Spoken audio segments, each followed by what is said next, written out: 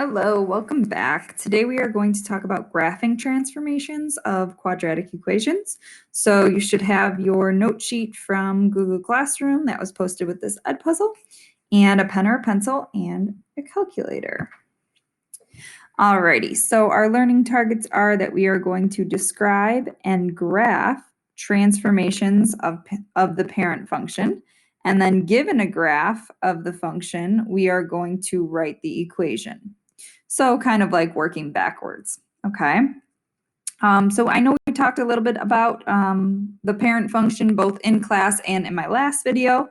So really quickly, I just went ahead and graphed the parent function here, which remember is just the simplest function of a particular type.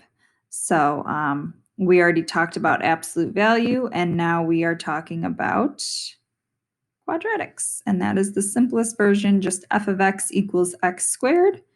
And remember, we plugged in these points, and this is your parent function here. Ignore the 5s and 10s there. Okay, so now we're going to use that graph and these points here to transform it when we know what the transformations are. So for example, in these, it says describe each function as a transformation of f of x equals x squared, the parent function, then use that information to graph. Okay, so first of all, when we look at number 1, we have to state what the transformation is, and this one moves down 3. So again, we know that our parent function, I'm just going to graph that first, looks like this, where it starts at 0, 0. It has a point at 1, 1, a point at 2, 4, a point at negative 1, 1, and a point at negative 2, 4, right? So all you really have to do is to move down 3, we're going to move all of those points down 1, 2, 3. Or I really just like to move the vertex down 3, and then I just go and plot up 1 over 1, up 1 over 1 on each side, and then just kind of estimate it there. But if you wanted all 5 points, you could literally move all of them down 3, and you would be good to go. Okay. All right, same idea in number 2. It is x plus 4 squared. So it's inside parentheses, so we know that this is going to move to the left 4. Remember, the plus is kind of on the inside, the opposite way of your thinking. So that's going to move your vertex from being right here, and then 1, 2, 3, 4 to the left. So now it's right here. And again, I'm just going to kind of plot 1, 2 points, and voila. That's my new graph. Okay. All right, now in this one, this 2 out front tells me there is a vertical stretch of 2. Okay. So this is going to make it look skinnier. Remember, skinnier here. Okay. So I'm going to still go ahead. It's going to start at 0, 0 because it hasn't moved left or right or up or down. Okay. But now what I could do is plug in a value, an x value for 1, or sorry, a value for x. So if I plug in 1, that's going to look like 1 squared. So it would look like this. 1 squared is 1, 2 times 1 is 2. So I know I have a point at 1, 2. So usually my point's at 1, 1, but now this one is at 1, 2. If you wanted to, you could also plug in 2. 2 squared is 4. 2 times 4 is 8. So now you know that's going to be way higher up. 2, 8 would be like all the way up here or something like that. But what you can just do is reflect it and just have your 3 points there, and it looks skinnier. So you're good to go. Excuse me. Okay, so that shows a vertical stretch of 2. Alrighty, and number 4, we now have a negative out front, so we know it's going to reflect or be opening down. And then we also have this 1/2. So we know it's a reflection. And it has a vertical shrink.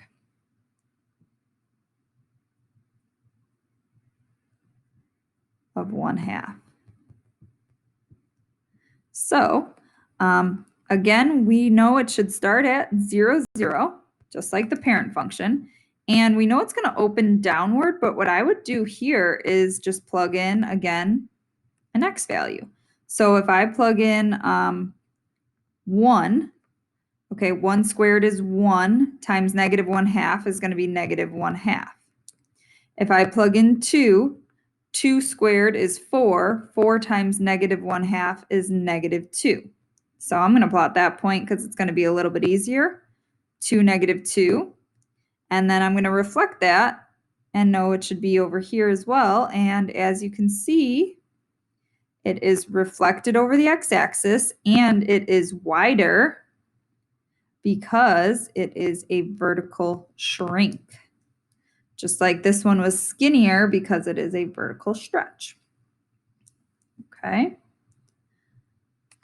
All right. Then this next one here, we have, it's going to move to the right 1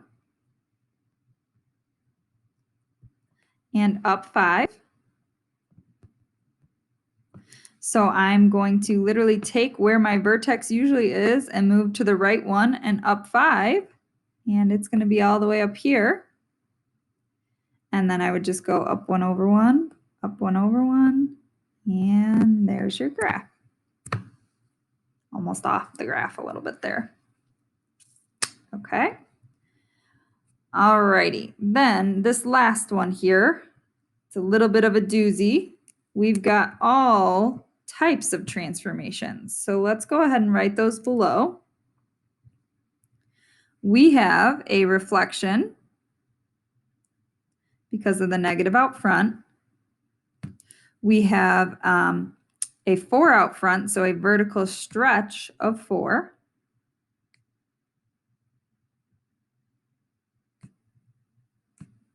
We have a plus 3 on the inside of the parentheses, so that's left 3. And then we have a plus 2 at the end, so that is up 2. Okay, so I would start with these two because that's going to tell you where your new vertex is, h comma k. So that's going to move us to the left. So from 0, 0, we're going to go to the left 3 and up 2. So this should be where your new vertex is. Then because of this, we know we're going to be opening down. It's a reflection over the x-axis. And then we need a vertical stretch of 4. So instead of our point being here at 1, 1, instead that vertical stretch is going to move it. It's going to multiply it by 4. So it's going to be 1, 2, 3, 4 over 1 like this. And then reflect it over there. And then we can tell it got skinnier and it's reflected and it moved to the left 3 and up 2. Okay. Awesome. All right, so that is how we graph all different types of transformations of quadratic functions. Okay. Now let's go ahead and do a couple other examples where we work backwards. Okay, so in these examples, we are given the graph and it says to describe the transformation, then write the equation of the transformed function. So hint, find the vertex and plug into y equals x minus h squared plus k. And it also says that there are no vertical stretches or shrinks. So we shouldn't have any numbers in front of our parentheses. And they're all, if you notice, they're all opening upward. So we shouldn't have any negatives. So these are literally just moving left or right or up or down. Okay. So in this first one, remember this is where our normal vertex is. And this one is down at 0, negative 4. Okay, so we know it only moved down 4. So we would write this as y equals x squared. It doesn't move left or right, so we don't have an h. There's no h, but then our k value, it does move down 4, so minus 4. Okay.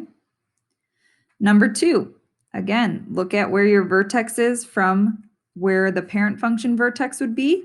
And this one is at -2, 0. So we know we moved left 2, and that's it.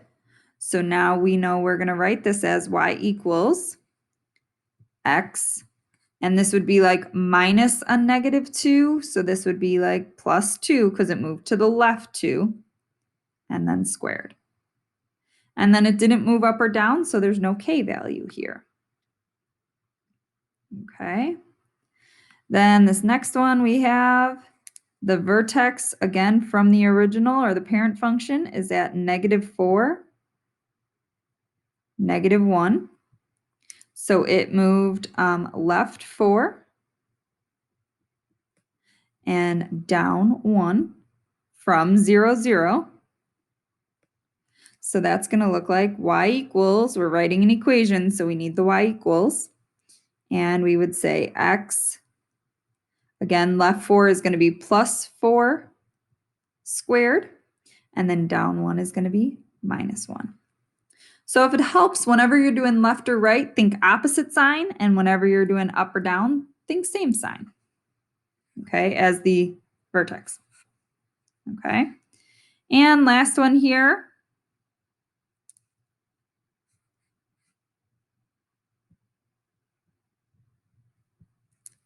So this one moves right 3 and up 3. So we are going to write this as y equals and x -3 for to the right 3 squared, and then +3 for the up 3. Awesome.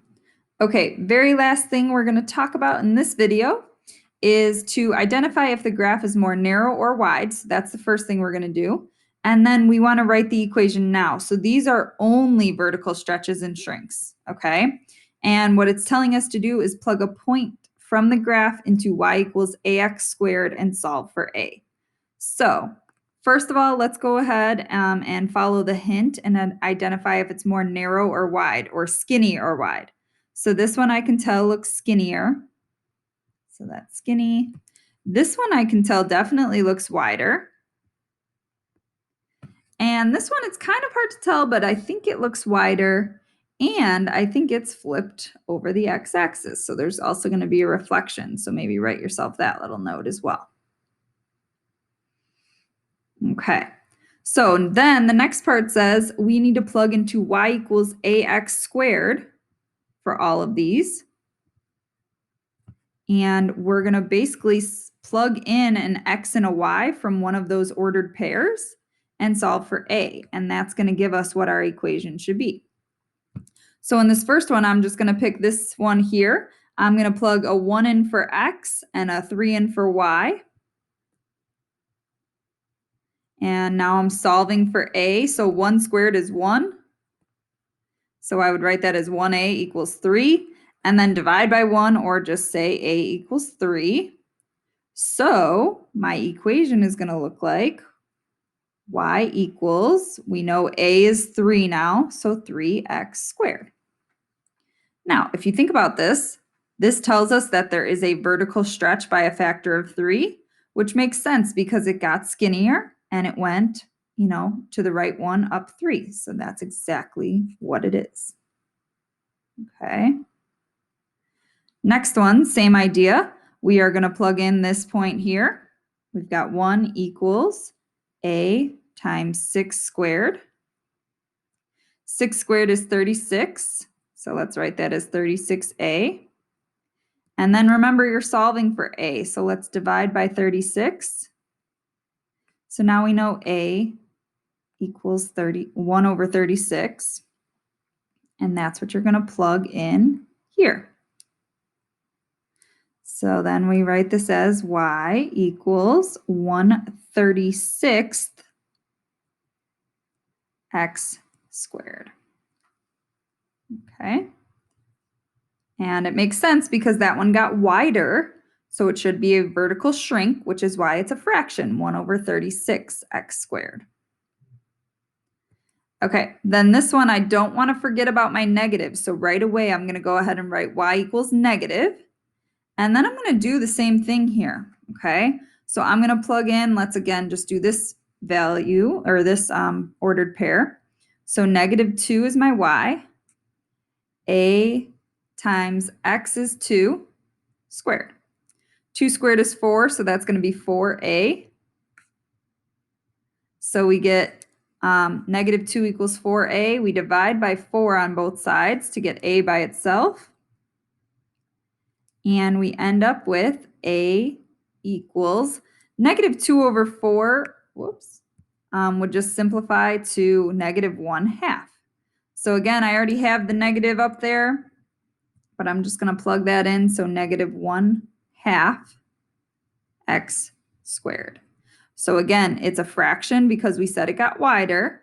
We put the negative because it's reflecting, and then x squared. And that's it. Okay. So that's it for today. Tomorrow we will practice these in class. Have a good one. Bye-bye.